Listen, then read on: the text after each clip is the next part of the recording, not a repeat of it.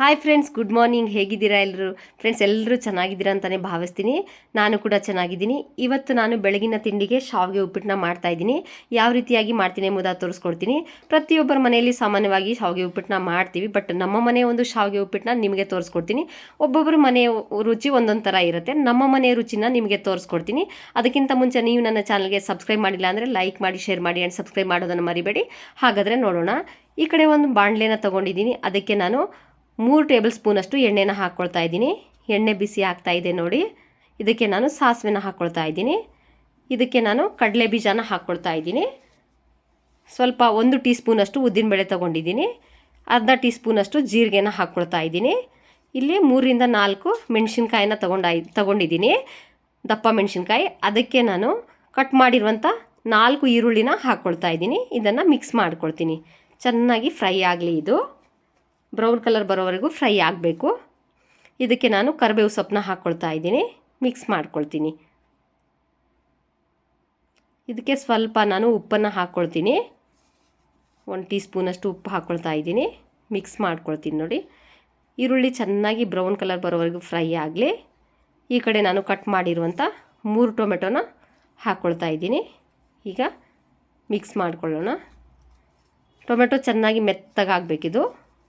ಈ ಕಡೆ ಒಂದು ಪಾತ್ರೆನ ತಗೊಂಡಿದ್ದೀನಿ. ಅದಕ್ಕೆ ನಾನು 3 ಲೋಟದಷ್ಟು ನೀರನ್ನ ಬಿಸಿ ಮಾಡೋಕ್ಕೆ ಇಟ್ಟಿದ್ದೀನಿ. ಈ ಕಡೆ ನೋಡಿ, ಟೊಮೆಟೊ ಮೆತ್ತಗಾಗಿದೆ. ಇಷ್ಟು ಆದರೆ ಸಾಕಿದು. ಈ ಕಡೆ ಒಂದು ಪ್ಲೇಟಿಗೆ ನಾನು 250 ಗ್ರಾಮ್ನಷ್ಟು ನಾನು ಶಾವಿಗೆನ ತೊಗೊಂಡಿದ್ದೀನಿ. MTR ಶಾವಿಗೆನ ಈಗ ನಾನು ಒಗ್ಗರಣೆಗೆ ಹಾಕ್ಕೊಳ್ತೀನಿ. ಮೊದಲಿಗೆ ನಾನು ಶಾವಿಗೆ ಫ್ರೈ ಮಾಡ್ಕೊಳ್ಳಲ್ಲ. ನಾನು ಒಗ್ಗರಣೆಯಲ್ಲೇ ಒಂದೇ ಸರಿ ನಾನು ಫ್ರೈ ಮಾಡ್ಕೊಳ್ತೀನಿ. ತುಂಬ ಟೇಸ್ಟಿಯಾಗಿರುತ್ತೆ. ಒಂದು 5 ನಿಮಿಷ ಚೆನ್ನಾಗಿ ಫ್ರೈ ಮಾಡಿದ್ರೆ ಸಾಕಿದು. ಮಿಕ್ಸ್ ಮಾಡ್ಕೊಳ್ತಾ ಇದ್ದೀನಿ ನೋಡಿ. ಈ ಥರ ಫ್ರೈ ಮಾಡೋದ್ರಿಂದ ತುಂಬ ಟೇಸ್ಟಿಯಾಗಿರುತ್ತೆ ಶಾವಿಗೆ ಬಾತು ಅಥವಾ ಶಾವಿಗೆ ಉಪ್ಪಿಟ್ಟು ಅಂತ ಹೇಳ್ಬೋದು. ಇದಕ್ಕೆ ನಾನು ರುಚಿಗೆ ತಕ್ಕನಷ್ಟು ಉಪ್ಪನ್ನು ಹಾಕ್ಕೊಳ್ತಾ ಇದ್ದೀನಿ. ಉಪ್ಪು ಆದಷ್ಟು ಕಡಿಮೆನ ತಗೊಳ್ಳಿ ಫ್ರೆಂಡ್ಸ್. ಯಾಕೆಂದರೆ ತೀರಾ ಉಪ್ಪು ಜಾಸ್ತಿ ಆದರೆ ಇದು ತಿನ್ನೋಕ್ಕಾಗೋದಿಲ್ಲ. ತೀರಾ ಕಡಿಮೆ ಇದ್ರೂ ತಿನ್ನೋಕ್ಕಾಗೋದಿಲ್ಲ. ಮೀಡಿಯಮ್ ರುಚಿಗೆ ತಕ್ಕನಷ್ಟು ಹಾಕ್ಕೊಂಡ್ರೆ ಸಾಕು. ಇದನ್ನು ಮಿಕ್ಸ್ ಮಾಡ್ಕೊಳ್ತೀನಿ ನೋಡಿ. ಕಡಿಮೆ ಉರಿಯಲ್ಲಿ ಮಿಕ್ಸ್ ಮಾಡ್ತಾನೆ ಇರಬೇಕು, ಯಾಕೆಂದರೆ ತಳ ಹಿಡಿದು ಬಿಡುತ್ತೆ. ಈ ಕಡೆ ನಾನು ಕಟ್ ಮಾಡಿರುವಂಥ ಕೊತ್ತಂಬರಿ ಸೊಪ್ಪನ್ನ ಹಾಕ್ಕೊಳ್ತಾ ಇದ್ದೀನಿ ಮೇಲೆ. ಮಿಕ್ಸ್ ಮಾಡ್ಕೊಳ್ತೀನಿ. ಆಗಿದೆ ಇದು. ಈ ಕಡೆ ನೀರು ಬಿಸಿ ಆಗ್ತಾ ಇದೆ ನೋಡಿ. ಇಷ್ಟು ಬಿಸಿ ಆದರೆ ಸಾಕು. ಈಗ ನಾನು ಶಾವಿಗೆಗೆ ಹಾಕ್ಕೊಳ್ತೀನಿ. ನೀರು ಜಾಸ್ತಿನೂ ಹಾಕ್ಕೋಬೇಡಿ, ಕಡಿಮೆನೂ ಹಾಕ್ಕೋಬೇಡಿ. ಯಾಕೆಂದರೆ ಜಾಸ್ತಿ ಆದರೆ ನೀರು ಆದ್ರೂ ಟೇಸ್ಟ್ ಬರಲ್ಲ. ಕಡಿಮೆ ಆದರೆ ಗಟ್ಟಿ ಆಗಿಬಿಡುತ್ತೆ, ಆವಾಗಲೂ ಟೇಸ್ಟ್ ಬರಲ್ಲ. ಒಂದು ಹದಕ್ಕೆ ಉದುರಾಗಿದ್ದರೆ ಸಾಕಿದು ನೋಡಿ. ಕೆಳಗೆ ಮೇಲೆ ಮಾಡಿ ಒಂದು 5 ನಿಮಿಷ ಬೇಯಿಸ್ಕೊಳ್ತೀನಿ. ಸ್ವಲ್ಪ ಉಪ್ಪು ಹಾಕ್ಕೊಳ್ತಾ ಇದ್ದೀನಿ. ಈಗ ಮಿಕ್ಸ್ ಮಾಡ್ಕೊಳ್ತೀನಿ. ಕುದೀತಾ ಇದೆ ನೋಡಿ. ಆಗಿದೆ ಇದು. ಸ್ಟವ್ನ ಆಫ್ ಮಾಡ್ಕೊಳ್ತೀನಿ ನಾನು.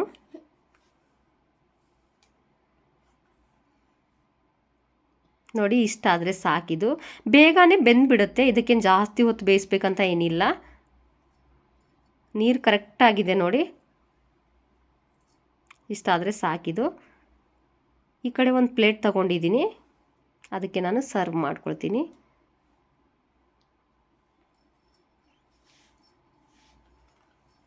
ತುಂಬ ಟೇಸ್ಟಿಯಾಗಿರುತ್ತೆ ಫ್ರೆಂಡ್ಸ್. ಇದು ಸುಲಭವಾಗಿಯೂ ಕಡಿಮೆ ಸಮಯದಲ್ಲಿ ನಾವು ಮಾಡ್ಕೋಬೋದು.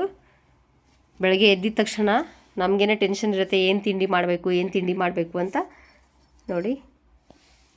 ಇದಕ್ಕೆ ನಾನು ಕೊತ್ತಂಬರಿ ಸೊಪ್ಪನ್ನ ಹಾಕ್ಕೊಳ್ತಾ ಇದ್ದೀನಿ ನೋಡಿ. ಫ್ರೆಂಡ್ಸ್, ಯಾವ ರೀತಿಯಾಗಿ ಬಂದಿದೆ ಅಂತ ನೀವೇ ನೋಡ್ಬೋದು. ಬೇಗನೆ ಮಾಡ್ಕೋಬೋದು ಮತ್ತು ಮನೆಯಲ್ಲಿ ಎಲ್ಲರೂ ಇಷ್ಟಪಟ್ಟು ತಿಂತಾರೆ. ಮಕ್ಕಳಂತೂ ತುಂಬಾ ಇಷ್ಟಪಡ್ತಾರೆ, ಚಿಕ್ಕ ಮಕ್ಕಳು. ಅಷ್ಟು ಟೇಸ್ಟಿಯಾಗಿರುತ್ತೆ ಇದು. ಕಡಿಮೆ ಇಂಗ್ರೀಡಿಯೆಂಟ್ಸಲ್ಲಿ ಮತ್ತು ಕಡಿಮೆ ಸಮಯದಲ್ಲಿ ಈ ಥರ ನಾವು ಮಾಡ್ಕೋಬೋದು. ಒಮ್ಮೆ ನೀವು ಈ ಥರ ಟೇಸ್ಟ್ ನೋಡಿ ಮನೇಲಿ ಮಾಡಿ ಕಮೆಂಟ್ ಮೂಲಕ ತಿಳಿಸಿ ಫ್ರೆಂಡ್ಸ್, ಯಾವ ರೀತಿಯಾಗಿ ಬಂದಿದೆ ಅಂತ. ಇದಕ್ಕೆ ಒಬ್ಬೊಬ್ಬರು ಕಾಯಿ ತುರಿ ಹಾಕ್ತಾರೆ, ಬಟ್ ನಾನು ಕಾಯಿ ತುರಿ ಹಾಕ್ಕೊಂಡಿಲ್ಲ, ಏನೂ ಹಾಕ್ಕೊಂಡಿಲ್ಲ. ಶುಂಠಿನೂ ಹಾಕ್ಬೋದು. ಶುಂಠಿ ಹಾಕಿದರೆ ಇನ್ನೂ ಟೇಸ್ಟ್ ಇರುತ್ತೆ. ಓಕೆ ಫ್ರೆಂಡ್ಸ್, ಈ ವಿಡಿಯೋ ನಿಮಗೆ ಇಷ್ಟ ಆದರೆ ಲೈಕ್ ಮಾಡಿ, ಶೇರ್ ಮಾಡಿ, ಸಬ್ಸ್ಕ್ರೈಬ್ ಮಾಡಿ. ಬಾಯ್.